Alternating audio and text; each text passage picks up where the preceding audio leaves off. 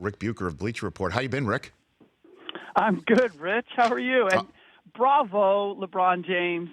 Thank you for bringing it on. Thank you for bringing me on. You bet. But how refreshing is that to have LeBron say, I'm not going to react or speak on something that I don't know the full context of. I can only say I appreciate that he did that, and I'm sure that Kevin Durant appreciates that, because while it's fun for us, or whether it's entertaining for the public and it's probably revenue producing for us in the media, there's something inherently wrong when we have, and it's become, not to get on a screed here, but go for it, Rick. It's what's happened to us is like we have things that are taken and translated or transformed, and they don't do justice to the original content. And then something is said, and you have this whole audience out there that's never seen the original content, and that's what they are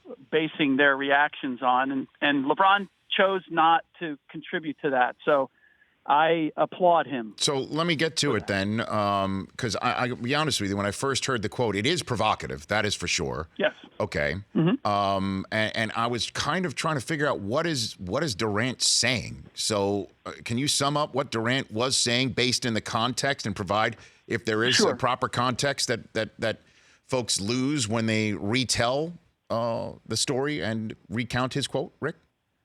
Well, I think what KD was saying is that it's not just the media attention. He was specific in terms of the fan, or in his words, the fanboys in the media. The media that idolizes LeBron and presents him in that light. And that creates an environment, and toxic, I don't know if that's the greatest word to use here. It is a provocative word for sure, but it creates an atmosphere for any other player coming into it that is uncomfortable, because now you are in the realm of a person who is being perceived or being presented as beyond reproach, as everything that he does is great. And if you're the supporting cast, or you're the other superstar, what that ultimately means is if things aren't great, well, it's not going to be on LeBron. It's going to be on everybody else. And that, I believe, is the environment that KD was referencing. So I don't know how hard it would have been. And he says, in the complete quote is, it's not LeBron's fault. He says that directly. So he's not putting it on LeBron.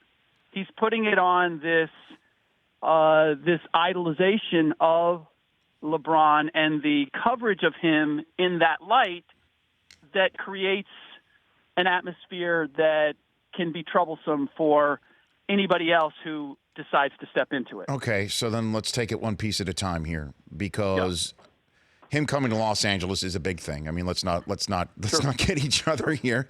He is one of the most famous athletes on the planet, any sport. And absolutely, you could say he's the most famous American athlete, and that includes baseball and national football. Like internationally, most famous American athlete on planet Earth is LeBron James, coming to Los Angeles, California, to play for the Tiffany franchise. That is the Los Angeles Lakers. And then you look at the 15-9 record and all the statistics. The only statistic of any possible metric, offensively or defensively, that LeBron James is not leading for the Lakers right now is block shots, because that's JaVale McGee.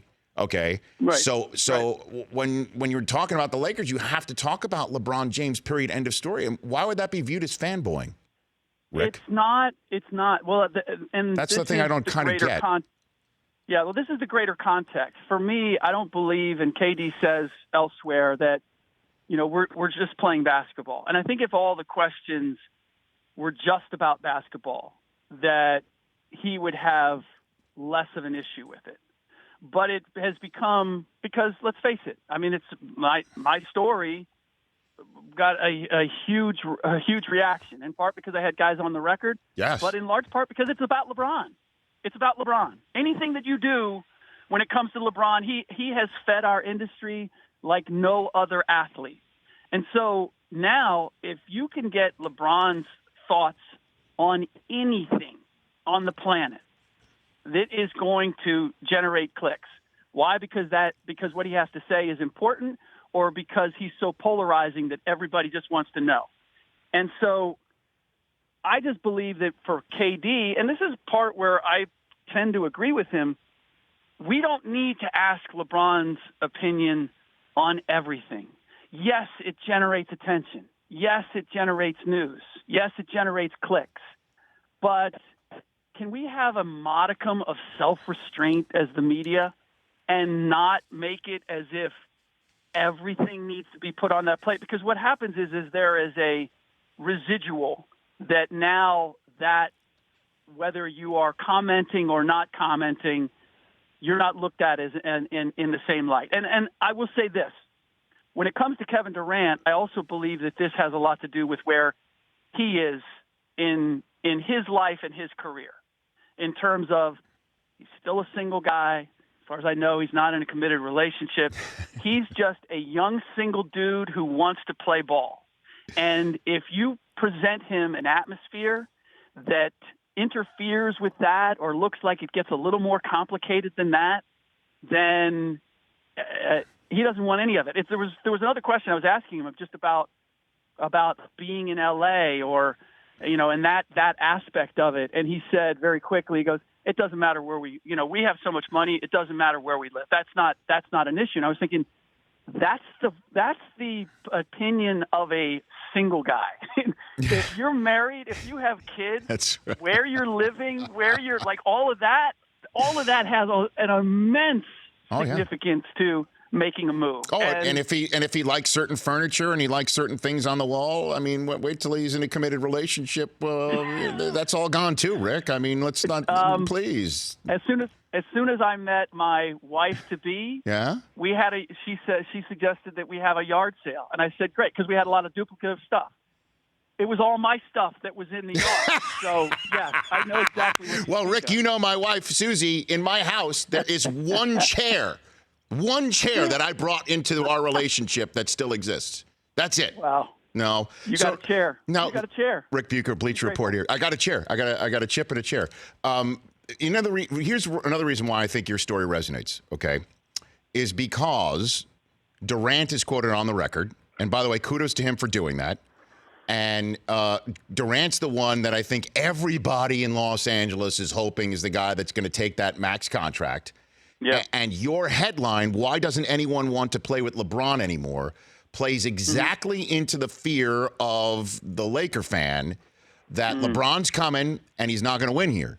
And the current roster is not the one, unless somebody, Lonzo or Kuzma or Ingram or who knows who, is going to blossom into that Jason Tatum type talent to maybe be that Robin to his Batman. They're afraid that guy's not there right now. And if nobody's coming, it's not going to happen. And I think that's played into everything. Certainly, if based on Durant's comments, he's definitely not the one coming.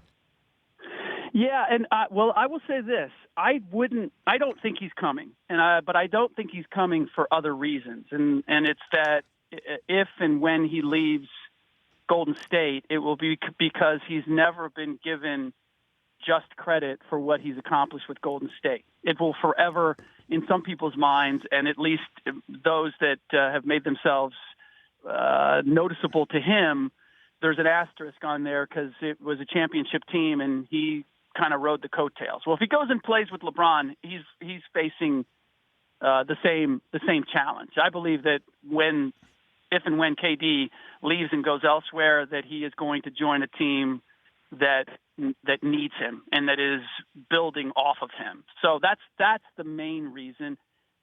But yeah, look, it's not just. And here's the thing: it's everybody immediately wants to point at the toxic environment and that there's this. It's not just the media and the atmosphere around LeBron that's created by his stardom. And again, none of the players that I spoke to begrudged LeBron for the atmosphere that is around him.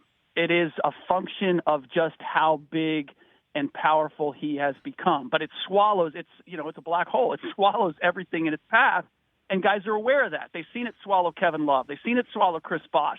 Kyrie Irving was about to be swallowed. He said, let me get to Boston because I think I got a safe planet there. Guys have seen that, so now they're wary about it. And so ultimately, but it's not just about the media. It's about the guys that are on the market, Kawhi Leonard, Paul George last summer, Kevin Durant. They're all similar, if not identical, to LeBron as ball-handling forwards who aren't going to play off of another guy. They want to be at the heart of the operation. And at this stage, do you want to go knowing that, well, I'm not going to be that. I'm going to be secondary. And all these guys are in the prime of their career. Do I want to sign up for that at this point? And who knows? Maybe somebody goes the other direction. We saw Paul George make a decision. Everybody thought he was going to the Lakers. Ultimately, he experienced something else. I'm not going to predict ultimately what happens. I still believe that it's more likely that the Lakers deal for a young superstar or a superstar that's second to LeBron than it is that they acquire him through free agency. All right, so then before I let you go, give me your best guess. I know, look, there's so much basketball to be played between now and then. Right now, we have no idea what the Lakers are going to look like in April, May, or, to music to their ears, June. I mean, so what do you – give me your best guess, Rick, again, because – your headline is provocative, too. Why doesn't anyone want to play with LeBron anymore, as if that is a fact right now on December 6th? Right. And not that I need to tell you this. But you don't write that stuff. I know that. I know that. So, it was I put it out on Twitter. It was the yin and yang of playing with LeBron. Because I knew there was an upside, a very powerful upside. And but there is a downside to it. And guys spoke to it. And that was a big part of the story. But I honestly, I'm not expecting anything dramatic to happen with the Lakers this season. If anybody's thinking that the Lakers now, because they're 15-9 and they're in the midst of the Western Conference playoff picture, that, well, okay, let's strike while the iron is hot. Let's go get another piece. I mean, I suppose if something jumps up, they'd make a deal. But I never got the sense that was the mindset of the Lakers going into the season. It was, we got LeBron. Let's retain our cap space for next summer. Let's see which of these young players fits with him, with a dynamic there, and then we can make a decision if we have to trade for an Anthony Davis, say, if that becomes a possibility, or some other star, then we know who we want to keep and who we might be willing to let go. But for anybody who's thinking like, okay, they're gonna go for it now, I don't think that was ever the plan, and I don't know that there's anything that's going to happen this season that's going to change that.